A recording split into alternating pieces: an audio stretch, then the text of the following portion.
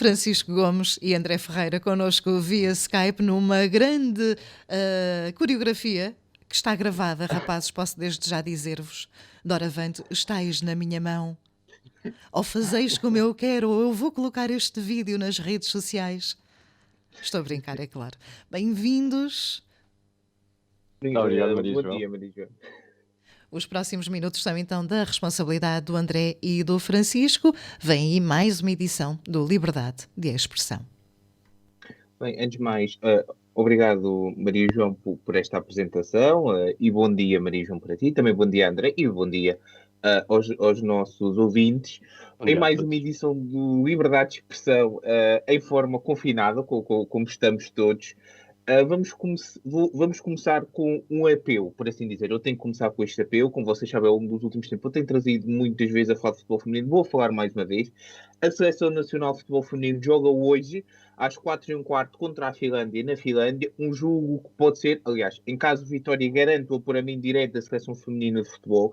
É uma dupla jornada, hoje às 4h15 contra a Finlândia. Na terça-feira, às 3h10 no Chipre contra a Escócia. Este jogo, e sendo a Escócia a equipa da casa neste segundo jogo, este jogo acontece no Chipre devido aos constrangimentos provocados pelo Covid-19 e as viagens entre Portugal e o Reino Unido.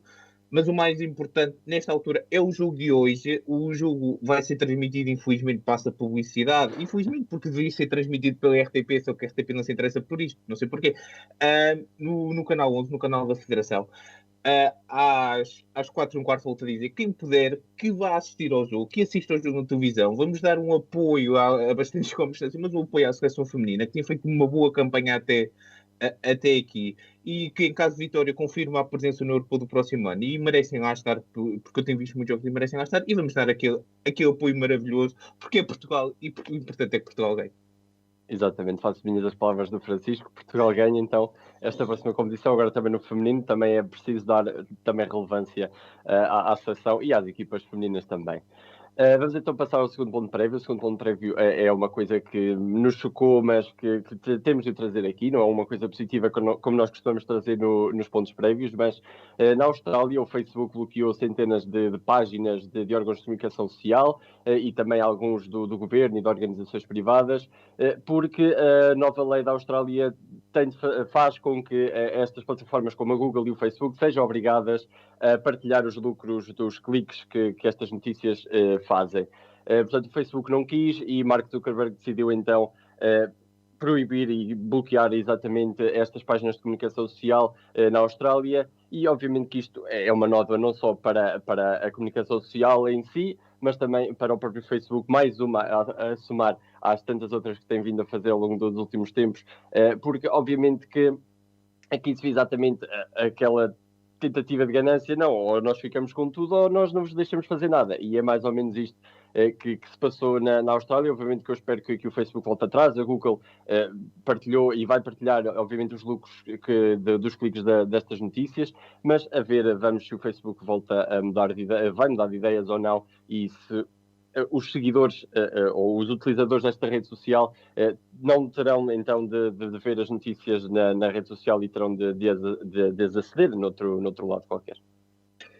Sim, concordo com quase tudo aquilo que tu disseste, André, tirando que se calhar até pode ser boa, até acaba por ser uma boa notícia se isto aqui acontecer, que parem de espalhar notícias falsas através do Facebook, por isso se calhar até foi uma boa ideia, mas isto é uma decisão inacreditável por parte do Facebook, impedir as pessoas de acederem à informação dentro do seu próprio site, que era uma coisa que lhes dava muita vantagem em relação a outras redes sociais. Ou seja, mais uma vez, não sei o que é que se passou, um erro tremendo do Facebook, desta vez um erro empresarial, o que não é normal vermos por parte desta empresa. Vender informações pessoais, tudo bem, mas agora pagar para as pessoas terem acesso à informação também não é bem assim.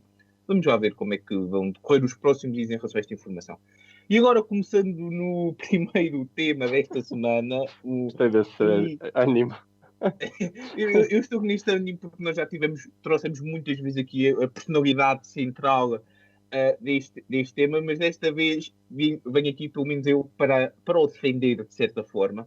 Mamadou Ba, mais que um dirigente do SOS Racismo, mais que uma vez, peço desculpa se ouviram um barulho, foi a porta. Foi tu. Mais que uma vez trouxemos aqui Mamadou Ba, um dos dirigentes do SOS Racismo, como eu já disse, e por declarações que ele teve que nós considerámos erradas mais que uma vez. No entanto, desta vez tem a ver com isso, mas o mais importante foi o que veio a seguir. Eu passo a explicar. O que aconteceu foi as declarações de Mamadou Ba na sequência de um pedido de voto de pesar por parte do CDS no Parlamento, voto esse que entretanto já foi aprovado pela direita e por grande parte pela esmagadora maioria da bancada do PS, tendo o resto da esquerda se abstido ou não votado, votado contra, aliás. O que acontece é que Mamadou Ba declarou-se e fez uma declaração na sua rede social Twitter pouco amigável, digamos assim, acusando de racismo e de crimes de guerra Marcelino da Mata, um polémico militar português, foi reconhecido por muitos como um herói da guerra colonial portuguesa, do lado português, também como o criador ou um dos criadores da Tropa Especial dos Comandos, que acabou por falecer na quinta-feira, dia 11, aos 80 anos, vítima de Covid-19. Este voto pesado e houve muitas pessoas, e aqui Marcelino da Costa é uma figura pouco comum a toda a gente, nem toda a gente concorda com ele, há quem o considere um herói de guerra, há quem não o considere. Isto aqui para mim resolve fácil, depende do olhar que nós tivermos. Se tivermos a ver do olhar português, ele foi efetivamente um herói de guerra. Se tivermos a ver do olhar das antigas colónias, ele não foi assim tanto, foi exatamente o contrário. Isto aqui tem exatamente a ver pelo prisma que nós olhamos. E Mamadou Ba, depois desta acusação de Mamadou Ba, o CDS insurgiu-se, pedindo que este aqui fosse retirado do grupo de trabalho de combate ao racismo que está no Parlamento e do qual Mamadou Ba faz parte. Entretanto, também André Ventura depois apareceu aqui como sempre, dizem que ia fazer uma queixa à Procuradoria-Geral da República, mas o mais importante disto é que surgiu uma petição online que já tem mais de 15 mil assinaturas para que Mamadou Ba a pedir para que Mamadou Ba seja deportado Sim, do nosso país. Lembrando que Mamadou Ba não é português, é luso-senegalês, vindo para Portugal em 1997. Ok, rapidamente reduzindo esta questão. Não concordar com Mamadou Ba é racismo ou com a forma como Mamadou Ba faz a sua luta é racismo? Não. Querer expulsar Mamadou Ba do seu país usando o famoso vai para a tua terra é racismo. Isso é racismo. Ou seja, é muito simples esta luta. Nós podemos não concordar com o Mamadou Ba, e mais que uma vez nós aqui falámos de coisas que o Mamadou Ba disse que não... e fora do ar também. Sim, e fora do ar também, que são inacreditáveis, como é que se possam dizer. Isso tem a ver com a forma como ele via a luta contra o racismo. Atenção, nós nunca, jamais em tempo algum, a criticarmos a luta em si, criticamos sim a forma como ele o faz. São duas coisas completamente diferentes. E, no entanto, nós jamais queríamos, e por isso posso falar para o André, calar o Mamadou Ba. Porquê? Porque é assim que se faz na democracia. Na democracia, dizia alguém com muita piada que a democracia é a bela arte de defender com quem não concordamos para defender a democracia. E é isso que nós temos que fazer, que é... eu não concordo com grande parte das coisas que o Mamadou Ba diz, e muitas coisas também que ele faz em determinado aspecto. No entanto... vou sempre defender o direito a ele de fazer as coisas que faz e dizer as coisas que diz. Porque ele tem esse direito. E esse direito é-lhe consagrado porque ele está em Portugal. E se nós queremos provar que somos civilizacionalmente superior aos outros, temos que o deixar fazer e dizer as coisas que ele pensa.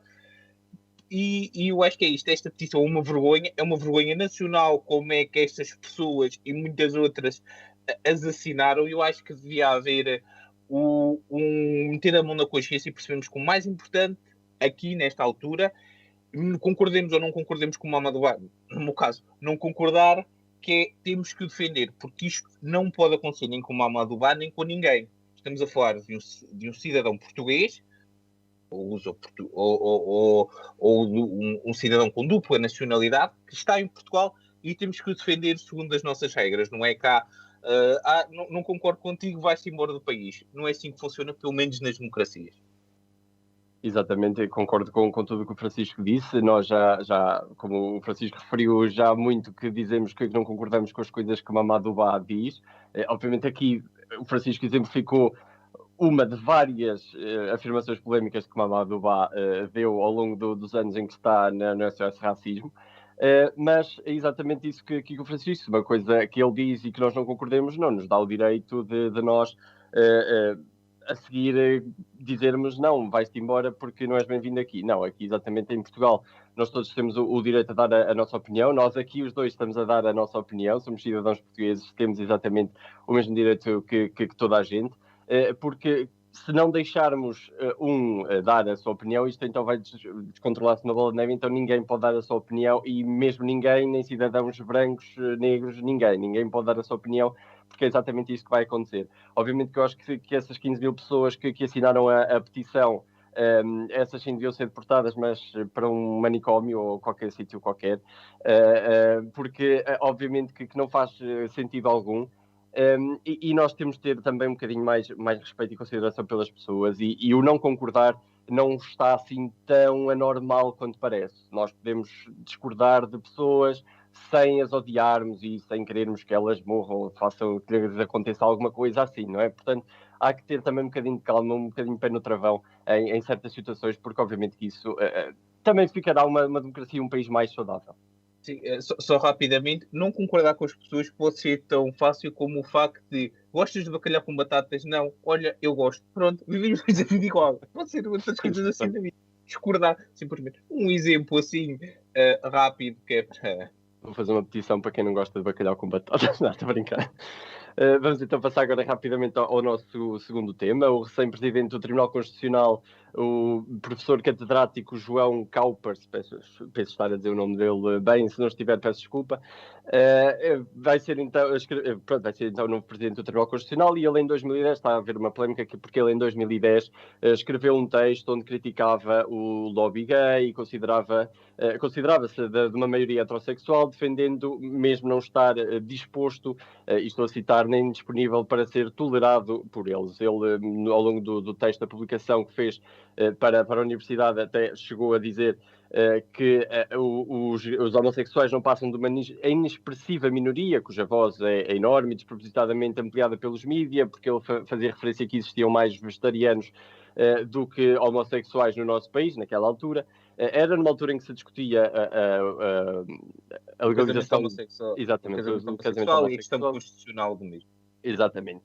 E ele agora veio dizer, penso que foi para o Observador que ele veio dizer, que o texto não passava de um texto de opinião por causa de uma prova que tinha acontecido por outro professor, onde ele referia, pediu aos alunos, o outro professor, que agora não sei o nome, o outro professor que então pediu aos alunos para caracterizar um pouco a constitucionalidade de casamentos entre pessoas do mesmo sexo e pessoas e animais.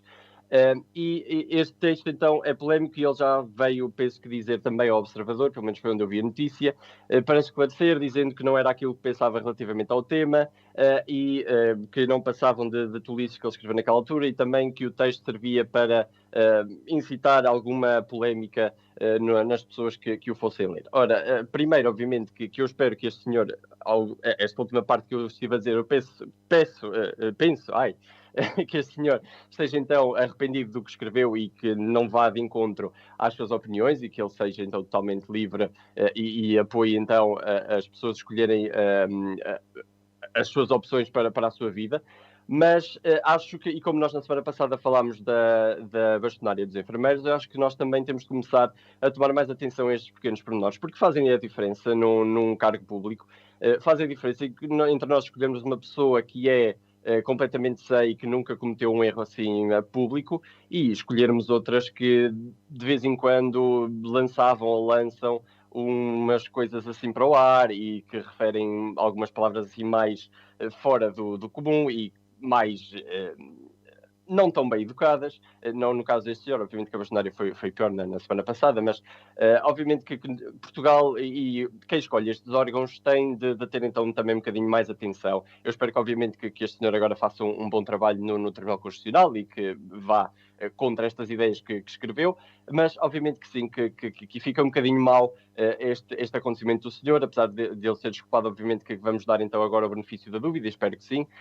Mas lá está, como eu referi, temos de ter também mais cuidado com as pessoas que escolhemos, porque este tipo de episódios não são assim tão pequeninos e vêm assim a público, e depois obviamente que nós acabamos por ficar mal vistos, não só a nível internacional, mas também nós próprios sentimos mal por termos uma pessoa que pensa assim nos órgãos públicos. Sim, é mais uma vergonha, né? Mais uma. Rapidamente dizer, o casamento em homossexual em Portugal foi aprovado apenas em 2010, por isso não é assim tão anormal que haja pessoas que tenham este tipo de pensamento, infelizmente. Mas certo é que ele já pensou assim, ele pensa assim, não pensa. Nesta altura não interessa, estamos a falar do senhor Presidente do Tribunal Constitucional, um dos mais importantes órgãos do Estado português. Por isso, se calhar, não fica muito bem ter um senhor assim a comandar o Tribunal Constitucional, deve ser alguém superior a qualquer tipo de suspeição, seja sobre ela discriminação, etc. Este senhor devia ser afastado e colocado outros. Sim, no entanto, apesar disto tudo, ao contrário de como as outras pessoas disseram, é importante dizer que este caso e que estas declarações referem-se a 2010. Eu estou atento, senhora deputada Mariana Mortágua. Foi uma das senhoras que disse isto. Mas, entretanto, eu acho que é isto que nós temos que pensar. Tribunal Constitucional, ter um senhor assim, se calhar, não é muito bom, até porque a Constituição impede haver senhores assim. Bem, é tudo por esta semana. Fizemos muitos mais amigos. Talvez começámos a fazer espaço com o Mamá do Bar, não sei, talvez. Mas estamos mais próximos. Mas é tudo por esta semana. Até para a semana. Não esqueçam hoje, apoiem a seleção feminina, 4 em 4. E até para a semana cá estaremos para fazer mais amigos e quem sabe, se calhar nos aproximarmos de pessoas também. Exatamente, até para a semana. Francisco Gomes, André Ferreira, um abraço, boa semana e até 2 a 8.